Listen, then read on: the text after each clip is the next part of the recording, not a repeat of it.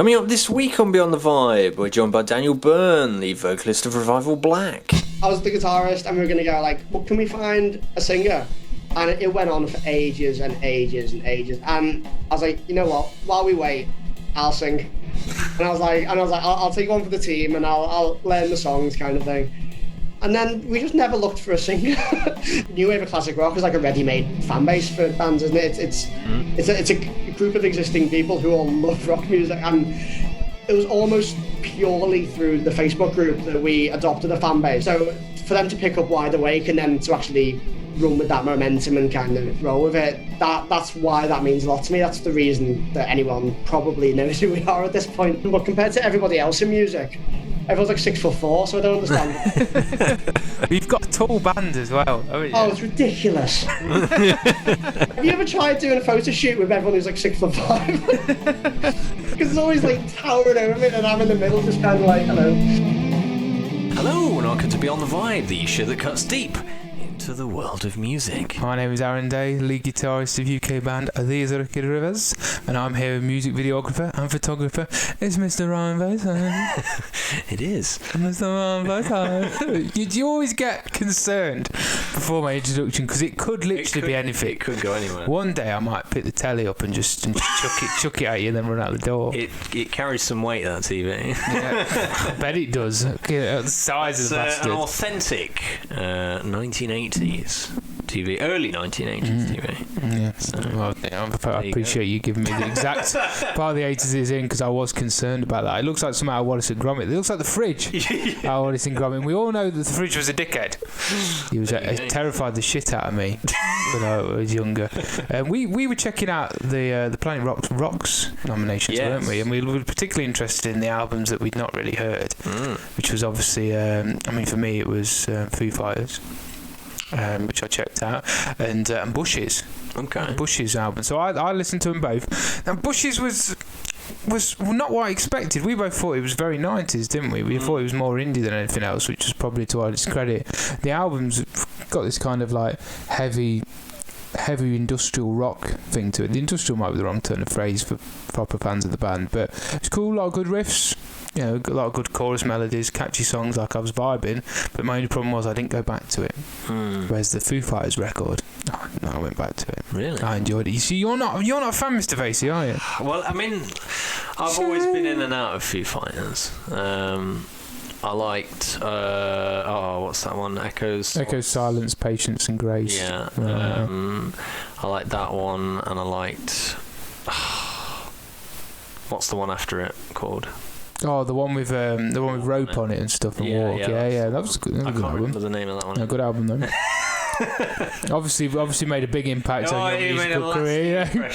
But yeah, I like those two. But yeah, I've never really got majorly into them. No, neither have I, to be honest with you. I mean, my partner Jade likes the early stuff because it's quite, it's quite raw. Yeah, it's very raw, a bit more alternative. You see, I struggle with that. I'm a bit more Yui, Echoes, Science, Patience. But now I've listened to this is probably I prefer this to Echoes. Really? I find Echoes a bit stock.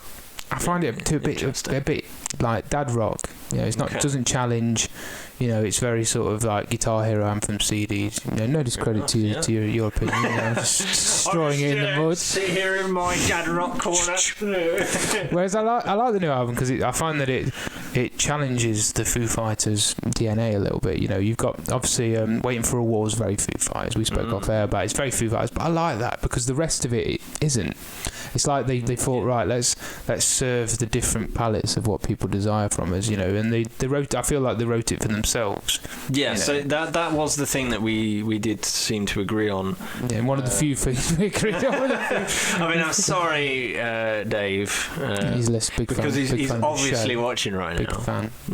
But I cannot get into that Shame song. I like it. Just shame. But I like that. Shame. And then over and over again. Waiting for a War. Yeah, exactly. That's my thing. But I like it because I think it's anti-rock song. You know, it's like it doesn't go to the big guitar solo. It doesn't. And it's not what you would expect, which I would give them. Yeah, and I've won that. Like I prefer it to Greta Van Fleet's album, and I quite like Greta Van Fleet's album. Interesting. I know you did vibe on that. I did fight on it, but I think that it feels much more like a comfortable album. It feels like it's got variety without being overworked. It feels like it's creative without being pretentious, and it feels like it's them. It doesn't feel like they're doing it for anyone else. Whereas obviously the Greta Van Fleet album falls into all of the other options. You know, it feels like they could be doing it to try and be pretentious, you know, and to try and be creative. Whereas Foos, it feels like they've just got in a room, loads of great musicians, and wrote a really good rock record. You know, that's creative and pushes the boat, as well as, you know, not being too much of all of that. You know, it's I mean, like I said to you, the biggest compliment I can give an album is I might get it on vinyl. It is, yeah. I might get it on vinyl. Wow. You know, so, you heard it here. you heard it here. But beyond the vibe, breaking news. So yeah, I've been listening to that and enjoying it. Who are we talking to this week, Mr. Basie? We are talking to Daniel of Revival Black. Yes, very good frontman. Got epic voice. Voice. Obviously, we've gigged with Revival Black on the Planet Rock Presents tour. They came to Knots with Scarlet Rebels, and I did really like Revival Black. There's a lot of good riffage, a lot of good vocage, and a lot of good drummage. It's the Trinity of Arge. I should be a writer or a reviewer of some sort, and I call it the Trinity of Arge. And if you've got all three of the Arges, drummage, vocage, riffage, and there's definitely vocage with Daniel. Definitely. And he's got this iconicness about him where I think people really attach themselves to it for him. You know, he's a great frontman, great personality, and you think he really cares about what he's doing. You know, he's done a lot of really cool vocal covers during lockdown. If people haven't checked them out, where he covers, you know, pop stuff, you know, as well as rock stuff, and you see the range of his voice, you know, and the excellenceness of it. And yeah, he's an epic dude with an epic voice. Yes, and you can hear all about that now. So we're here with Dan, lead vocalist of Revival Black. Thanks for joining us, brother.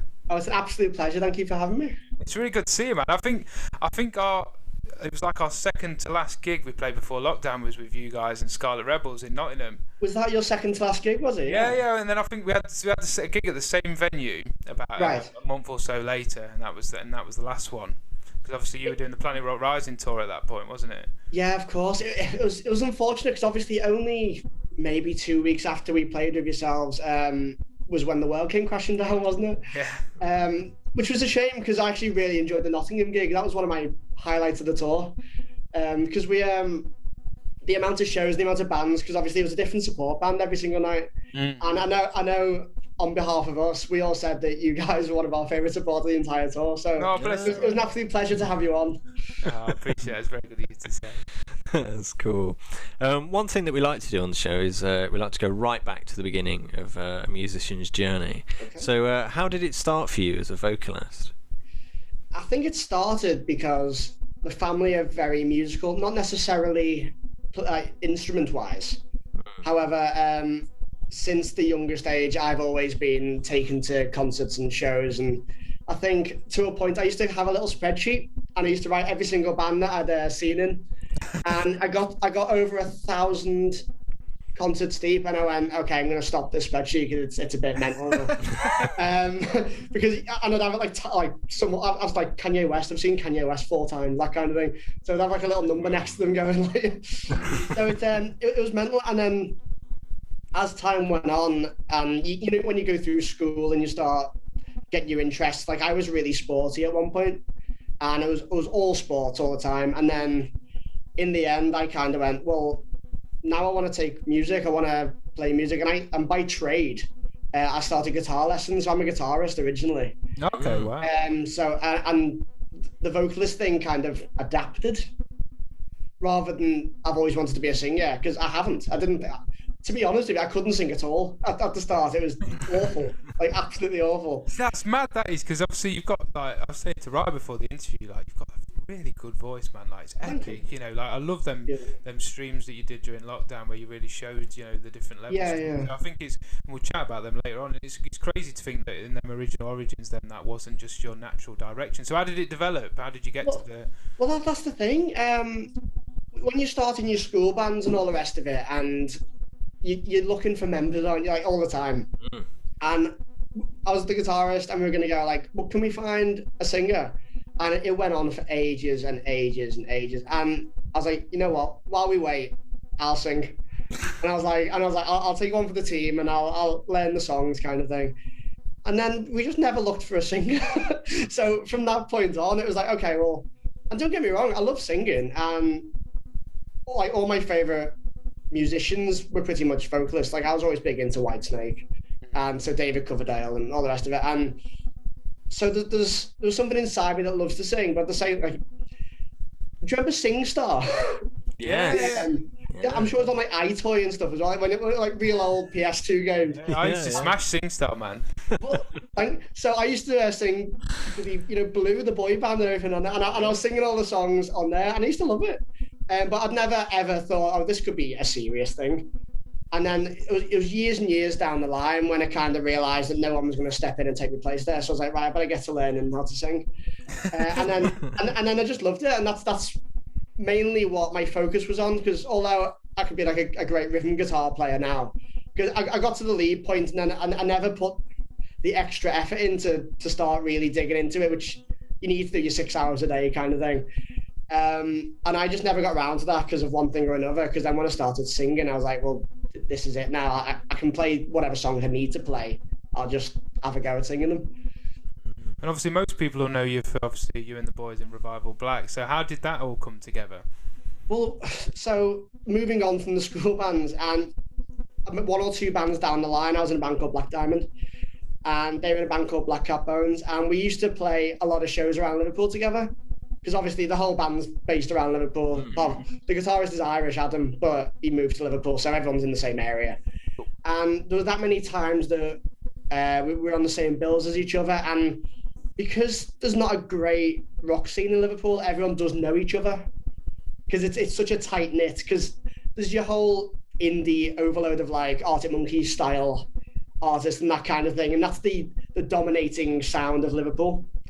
In terms of rock bands, I can count them on one hand, to be honest with you. So I knew them anyway, and then I actually ended up going to music college, and two of the lads were on my course.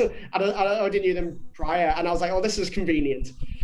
And then I got a phone call one day saying, do you fancy doing something? So I was like, yeah, absolutely. I thought it was a joke. I didn't know what was going on, because there was a long period of time where I wasn't playing music. I'd been in bands all these years, and after those collapsed, I was like, okay, well, I want to do something now. And I don't know if you've ever had the experience, but as soon as you're looking for people, you know, guitarists and bassists and drummers all the time, the second you're looking for someone, they just vanish. Disappear, man. I know, and you start auditions, like there's nobody to even bloody audition, never mind. So I was like, well, I'm going to give up. So I did photography for ages, and I just stopped music, which is a bit weird, like a year or so. And I was like, well, I can't find anyone. I was getting a bit frustrated, and I was like, well, I'll just kind of leave it for now and see what happens. And then on my birthday, I think probably 2 or 3 years ago now, Ash, the drummer, rang us and said, would you be interested in doing something? I was like, absolutely. And from there, it just kind of took off. We were writing songs, and that's where the whole journey began, so to speak. Amazing. And when you was in Diamond, were you a front man at that point? Was you falling into that role, or were you still playing the rhythm guitar and singing? See, that's the funniest thing, actually, because at that point, we'd done a few decent shows. We supported Dorje with Rob Chappers, and we did Electric Six and those kind of bands. It was really quite cool. And I was always playing guitar and singing. So as soon as I joined these lads, and there was 2 guitarists there, so I didn't know what to do with my hands. I was like, well, standing there, and there's videos of our first shows together, and I was like turning around on stage and going like, you could see that I didn't know what to do. And this entire journey's been a learning curve for me, because I needed to know like how to become a frontman rather than just a singer.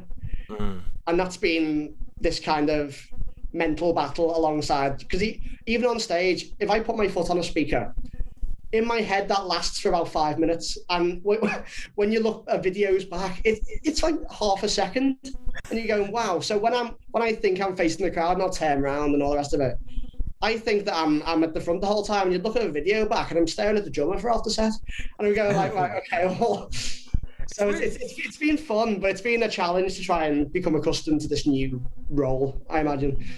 You've accustomed to it well, man. It's weird you mention about that, because I do the similar thing where I think I'll play a gig and I'll think, oh, that was awesome. I was legging it around all over the place. That'll look awesome when I watch the video back. And I'm just stood bolt still like a pencil, I'm like you're saying it like an indie band, just chilling out. I think of it as like a real-time vacuum, because some things will last for ages in your head, and then you look back and go, I shouldn't have even done it. There's no point in doing that at all. So your debut album, Step in Line, was greeted with critical acclaim. How did you guys go about that with the writing and recording process of it? Okay, another great question, because when I joined the lads, roughly half the songs they already either had or had the body of. So the music, effectively. And with some of the songs, so some of them as an homage to like what they've already recorded and written and all the rest of it, we were to keep about 4 of the songs, I think it was, as they were, because it was like, this is what we've done all the way up until this point. We don't want to discard that. So those songs are very much on there, and the other 6 songs on the album was very much my input alongside what was already existing. I know as far as the singles are concerned, I think every single that we released as Revival Black were brand new songs from when I joined. Oh, that's cool. So the Wide Awakes, Hobby Down, So Alive, they were all songs that we wrote together after me entering the dynamic, and then 1 or 2 songs like our Midnight Oil and No Secrets, there was the body of them. Like, we had the music, and obviously some things changed around. Like, it wasn't just set in stone, and then but they were more than happy for me to just add melodies on top of it and play around with it and create something that they probably didn't already think of in that song. And I think that's where a lot of our sound came from now, because as we move forward, obviously the past year has been a bit of a write-off, but as we're moving forward this year and onwards, it's been kind of fun, because we're going like, well, we only wrote 4 songs from scratch together. Like, how many can we do, and what will that sound like? And it's been really exciting to find out like what our real sound is, and our, the direction that we try to go in. No, that's cool. I'm sure. We're definitely excited for it, man. Because it's almost like a whole fresh chapter for you and the boys. It really is. Now, you mentioned about the last year, or pretty much, year and a half, 2 years as being a write-off. But you did release the Live in Your Lounge, taken from the last performance at the Live Rooms in Tamworth.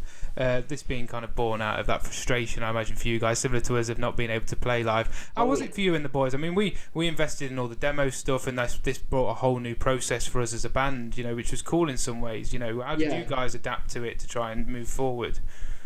I think I've been through 7 stages of grief. There's started off as severe depression, I think, especially because it hit directly in our tour.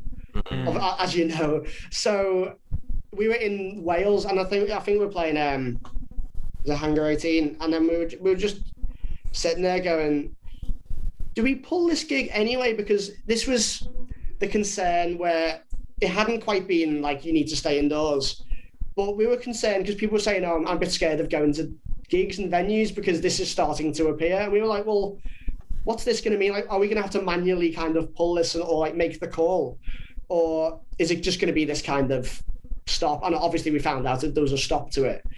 And then we were just kind of sitting there like, well, we've been building for this, because that was our single tour of our first album. So as it stands, we still haven't completed our first tour of our debut album. And we were just kind of looking at it going, well, we planned for this for so long, and then nothing. And so it hit us, especially myself. I can speak on behalf of myself and say the first 3 months, I think it was just horrible. Like, I was sitting there going, this is miserable. I don't know what I'm doing. And then we opened up a bit again, and we could practice and all the rest of it. And we were like, okay, there's a bit of normality coming again.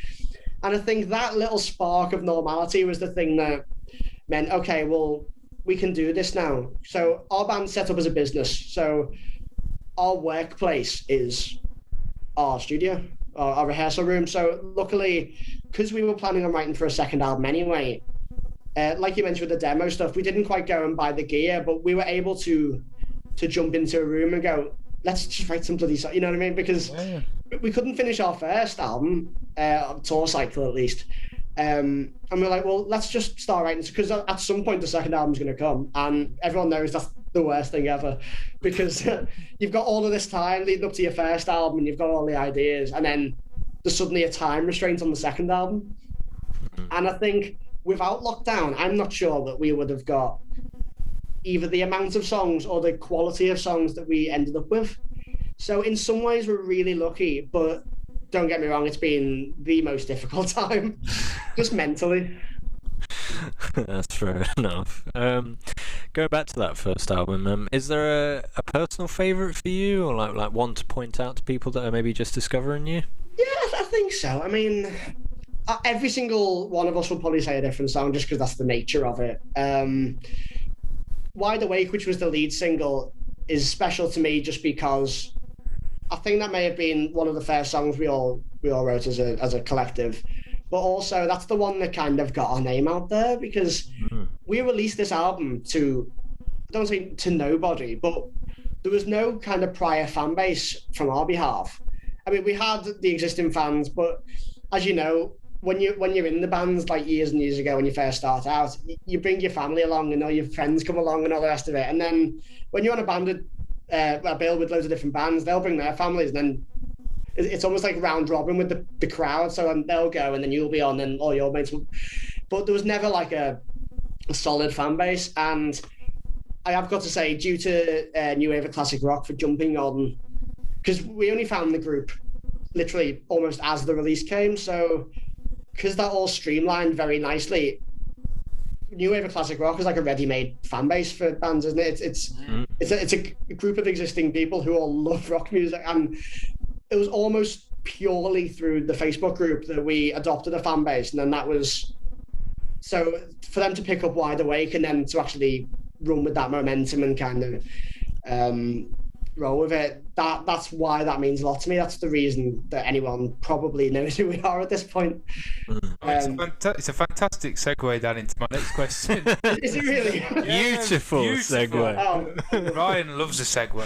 He absolutely loves a beautiful segue. So he'll be in his good books now. I mean, obviously, like you mentioned, is the New Wave of Classic Rock. You're obviously joining me and the boys on Volume 1 of the compilation album. Absolutely, yeah. I mean, you touched on it then, man, in terms of the community and the scene, you know. And community is the word I always go back to, because you see the same fans at gigs, you know, and it becomes you know, that next tier from, like you say, that family and friends. Oh, 100%, yeah. It gives that platform for it. I mean, you touched on it, but what does it mean for you personally to be a part of that scene and for the band to be involved on this first Volume 1? I think it's absolutely incredible. Like, I'm sure you'll find it as well, where you can go up and down the country and almost see the same faces at different gigs as well. And I've never experienced anything like that. And I think we'd almost call everyone friends, because you get to know everybody so well. And I don't know, like I've had several interviews, and I always cannot say enough about New Wave of Classic Rock,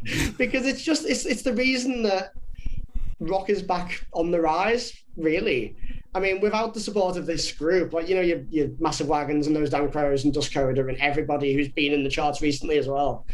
And obviously what we're trying to do with the new CD, with the Volume 1, it's showing everybody that there are new bands. We haven't gone anywhere. Like, it's not like, because we all love your Zeppelin, Whitesnake, blah, blah, blah. You know, like, they're who we've grown up with as well. And obviously we take our influences into account, and that's why our music will always represent what we listen to with our own take on it. That's speaking on probably behalf of both of us. But I really love the fact that now we've kind of made a point and kind of said, like, this is here to stay. Let's just expand on that and really show, like, what it's all about.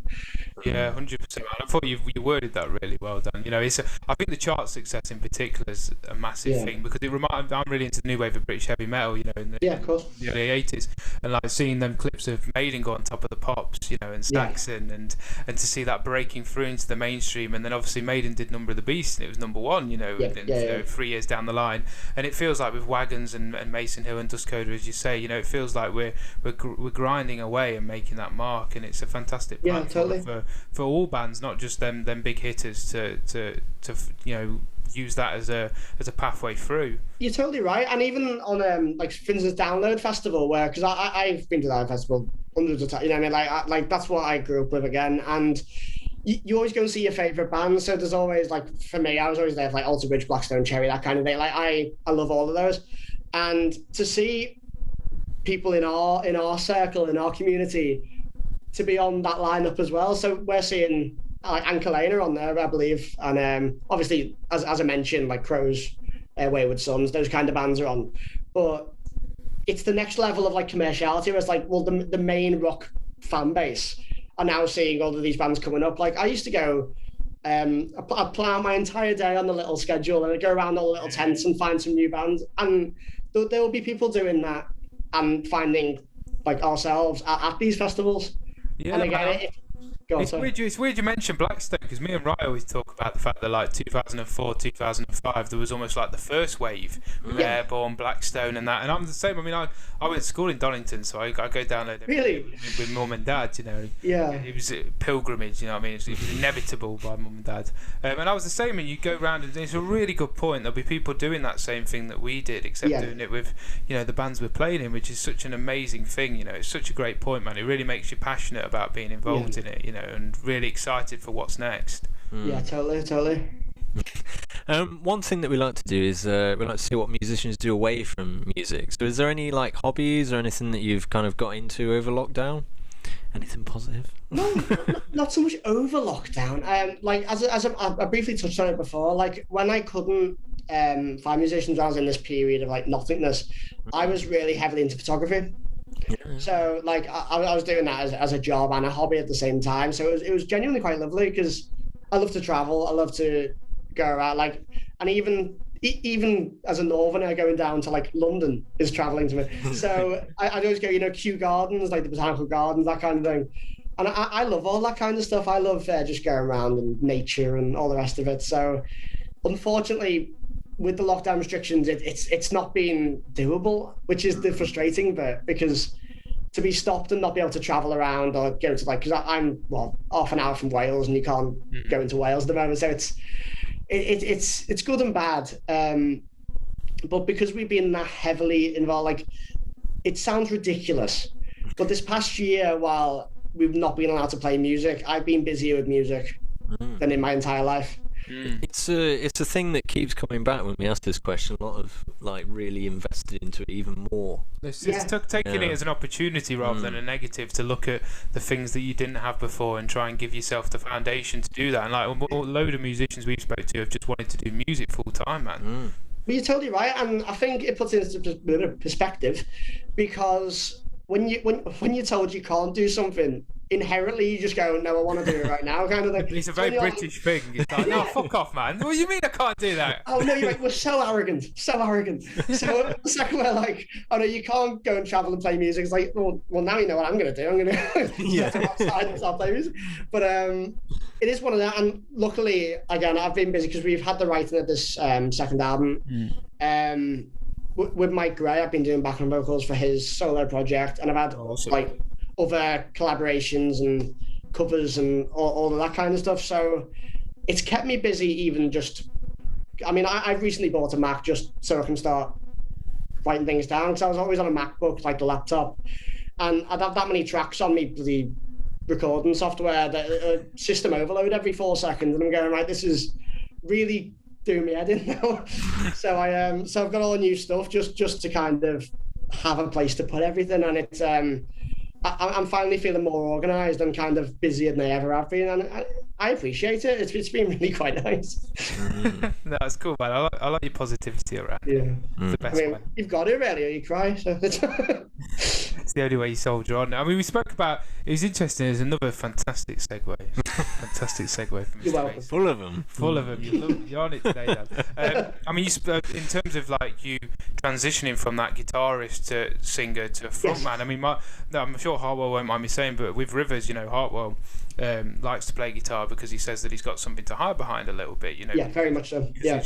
When you're a frontman, you're very much on your own. You spoke about your own personal sort of challenge, around transitioning into that role. In terms of where you are now, because I mean, when I've seen Revival Black and you personally, you come across as very comfortable and very confident. And you seem to have your own character as well, which I think is really important for a frontman. Is there any inspiration that you took from different artists or something? Because we talk a lot with bands about it being a character. I feel that when I step out on stage, I'm playing a role and it's different than when I come off it. What inspiration was there for you when you formed that character? Great question. So, in terms of the character I portray on stage, I don't think I've took as much. It's okay. Let's put it this way: I've took more from singers in my vocal style than I have in my actions. I would say there's very much all your Paul Rodgers, David Coverdale, even if you know Marillion Fish as well. Like he's one of my biggest. I'd argue. It's almost funny because I always say this is my favorite, and for some reason everything always comes back around to Fish, and I have no idea why. But they're the people I've taken from in terms of my approach to singing and licks and riffs, and that is my voice. In terms of being on stage, I almost laugh at this because my mouth moves quicker than my brain does. So I have no idea normally what I've said by the time I finish saying it on stage. There's times on tour where, you have your set things where like, I'm going to say this between these songs and blah, blah, blah. The second I have to kind of spontaneously do something or like go improv, I have no idea what's going on. I mean, there's action and stuff like Danny from Thunder. I'll do this thing where like he always hits the beats and stuff, and I do that kind of similar thing. And I'm more chatty than I am kind of like, well, say this, do that. Yeah. But in terms of what I do, like it's almost a direct reflection of just me normally, but kind of in a mindset I'm not used to, which is like extreme pressure. So a combination of that just means that I don't know. I like to enjoy myself on stage, because if they're not enjoying, if you've been to a gig, you want to see them enjoying themselves at the same time. You love the rock and roll thing, but you know when they're not enjoying it as well. Yeah, you can tell, and the whole vibe don't enjoy it. You end up still with the guy you're with and go, he's not enjoying this. No, I know. You pick up. Like and I've seen a few times where it's been a bit like, oh, I'm not going to start name dropping.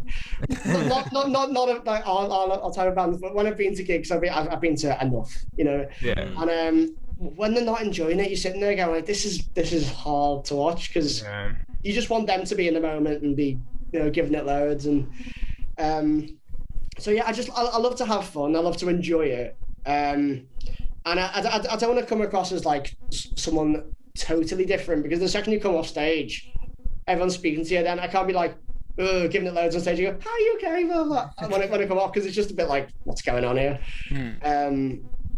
Apart from that, like the only thing that happens with me like that is my height, because for some reason, because I'm on a stage, everyone's like, "Wow, yeah, this is great," and I come off stage and I'm half the size of them, and I just kind of go, I'm not even that small. I'm 5'7", but compared to everybody else in music, everyone's like 6'4", so I don't understand.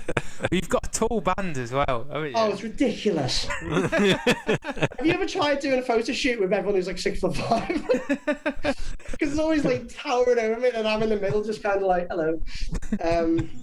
I think I'm glad you said about your personality, Dad, because that was what I was thinking while she was talking. I think that's just your natural character and personality, and your positivity naturally flows through. And I think even if you tried to repress that for some sort of bullshit character, I think it'd always burst through, which would be more awkward anyway if you try to do the Batman stuff, and then all of a sudden it comes out. Like a lapse in character all of a sudden. It's like playing a role in a film and changing the accent halfway through. It's a bit like, well, that's a bit weird.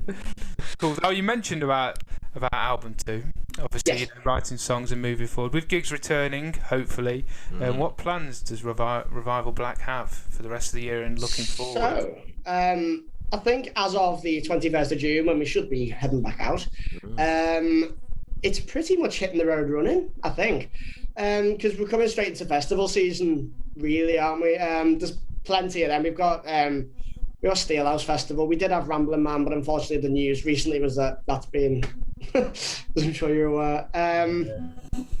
What else? I mean, I don't want to start name dropping festivals because then you miss one out, but there's so many festivals in the summer. And then what we're going to do is jump on a tour with Vega at the end of the year. Oh, cool. So I got a message off Pete Newdeck, who works with Midnight City and Vega. And he was kind of saying, are we interested in joining them on a few dates? And I was like, absolutely, yeah. I mean, we haven't gigged in how long, so there would be a great way to celebrate being back. So we've got about, I think it's 5 or 6 dates at the end of the year with them. And then we're currently, with the album, in the process of pushing it around and getting everything sorted for a release.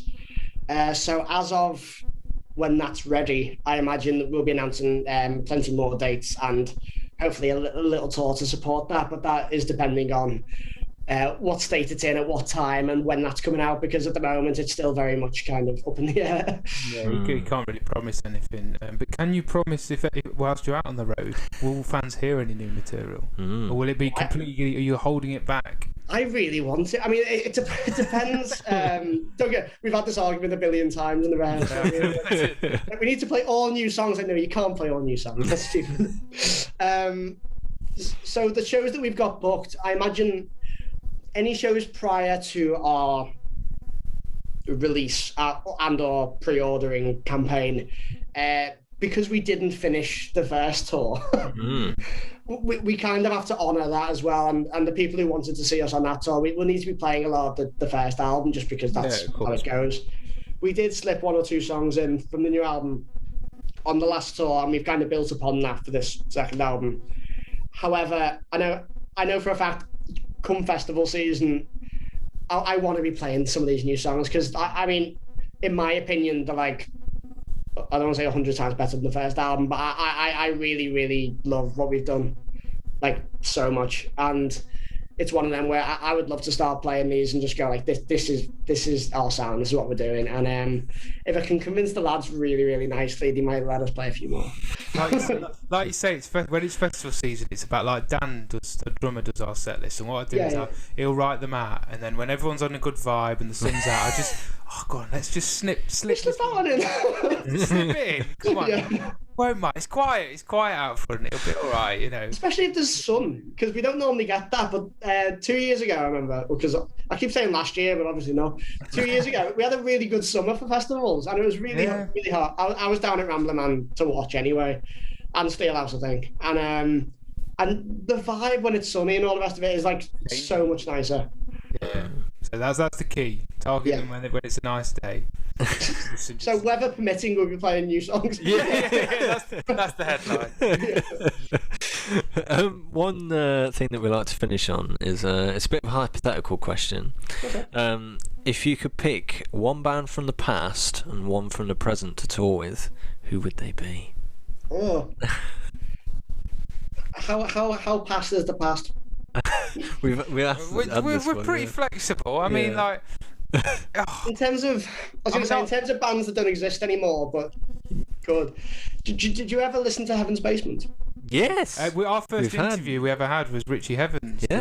Okay, well, in terms of past bands, purely because they are no longer running, I would 100% say Heaven's Basement. Great band, man. That first EP, and when they were Roadstar as well. Yeah. Well, I know you had Danny on, didn't you, as well, from the Treatment? Yeah. Because obviously Laurie's involved with Roadstar. Yeah, of course, yeah. I've done my research, don't worry. But yeah, no, they were one of my favourite bands, especially when I was getting involved in like serious music kind of thing, and that they would be a great band. In terms of present bands, I mean, my favourites are, Alter Bridge, Blackstone Cherry. I think I mentioned that before, so I would happily take any of those kind of things. Temperance Movement until recently, that kind of thing. I love all of these kind of. I mean, I listen to anything, so I don't want to start going too far and start going like just metal and all of us all prog or something, because I know we wouldn't necessarily be the greatest fit for some of those bands. But in terms of your Blackstone Cherries or Shinedown or something like that, that'd be ideal. We'll take Blackstone, because I've got a lot of love for Blackstone. Yeah, we both have, haven't we? In our eyes. For me, early days, but I can do like the first 4 or maybe 5 Blackstone albums, and then I struggle with the last one. Was hard for me, man. I do understand, because the first, I reckon their debut album might be my favourite. Oh, amazing! One of the best debut albums of all time. Yeah, such a high bar, isn't it? Yeah, I think that's the problem with them. Like, Folklore's my personal favourite, and I think once you start with them first 2 albums, it's difficult, because everyone's always gonna, like you saying, right? That's the bar, you know. And as bands, we talk a lot about bands change, and they want to make different. You know, they might want to go with different sound. You know, like I know obviously, like the most recent albums are a bit more sort of like that American radio rock, and that might just be where they want to go, you know. But it's hard, because I constantly look back to them first 2 albums, you know. Well, so do I. Like the first, I always bulk the first 3 in, because I remember going to like those first 3 tours, and in fact,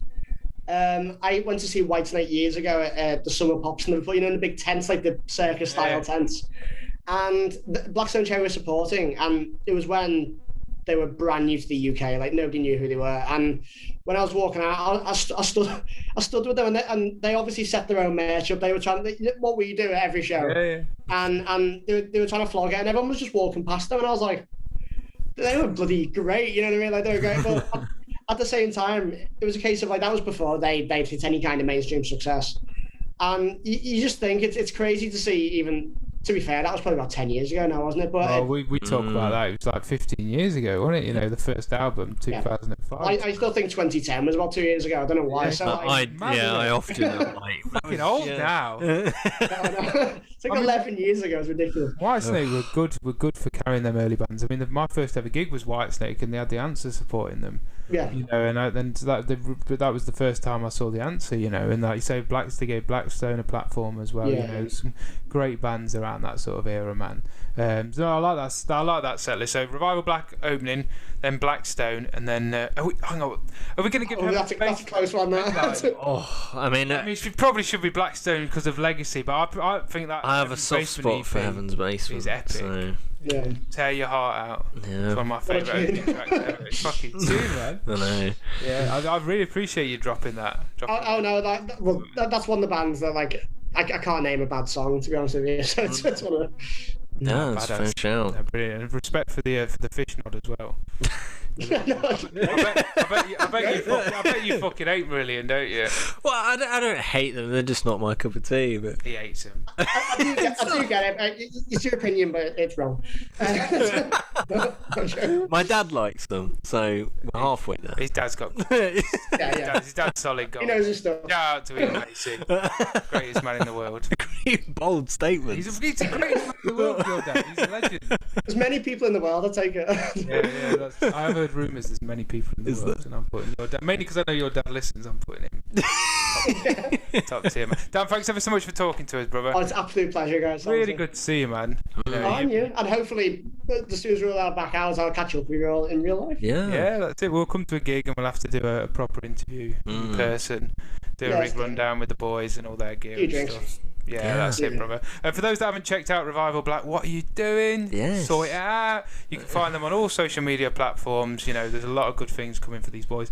And like we spoke about, if you've not checked out the New Wave Classic Rock Volume 1, make sure you get involved. You can now pre-order that on Amazon and all the usual sites. And myself with These Wicked Rivers and Dan with Revival Black are on it, so make sure you check that out. Thanks ever so much, Dan. It's an absolute pleasure. Thank you. Appreciate it, brother. So yeah, that was Daniel from Revival Black. Like I said before, epic dude, epic voice, great vibe. You know, I think that naturally, like, when we've gigged with some of these bands, or I've gigged with them, you know, I think there's that new wave of classic rock community comes through, like when we spoke to Stevie, like really good vibe and the energy. As soon as I messaged Daniel about coming on the vibe, he was really up for it, really wanted to come on and just talk about, you know, his journey and the band, you know. And I think Revival Black are one of them bands that are on the next tier, because I think people just love them, you know. They seem to really vibe off them. Did you know much about them before I obviously came to you? Because you've been entered into this new wave of classic rock. Yeah, it's one of those things where, like, obviously you introduced me to this kind of host of of different bands, and they were one of those ones that were kind of just on the top of right at rising. that top end, you know, that where you don't have to go too deep down that page to come across a Revival back. That's it. Video. That's when you know that they're one of the front runners. Yeah, like they keep appearing quite regularly, and you can see why. Yeah, you know, very promising band. Yeah, they've got great assets throughout the entire band, you know, and I think the drive and the passion comes through when Daniel talks about it, you know, and I hope people really enjoyed it and vibed on it. And like I said at the end of the interview, if you've not checked them out, go and give them some love, because they truly deserve it, and there could be big things, big things next year for the boys in RB. But if people like Beyond the Vibe, where can they go to find out about our content? If people do, you can go on our Facebook page, and every Wednesday from 10 a.m. you'll find that there is a new teaser trailer featuring a new guest. Fantastic.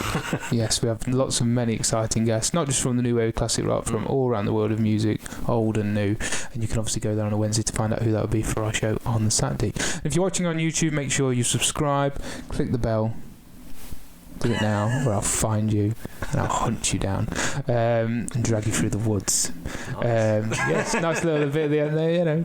And if you're listening on Apple Podcasts and Spotify, get onto YouTube land so you can have a look at our ugly mugs. You know, we appreciate it. And yeah, hope you enjoyed this week's show, and we will see you next week. Thank you. Yes.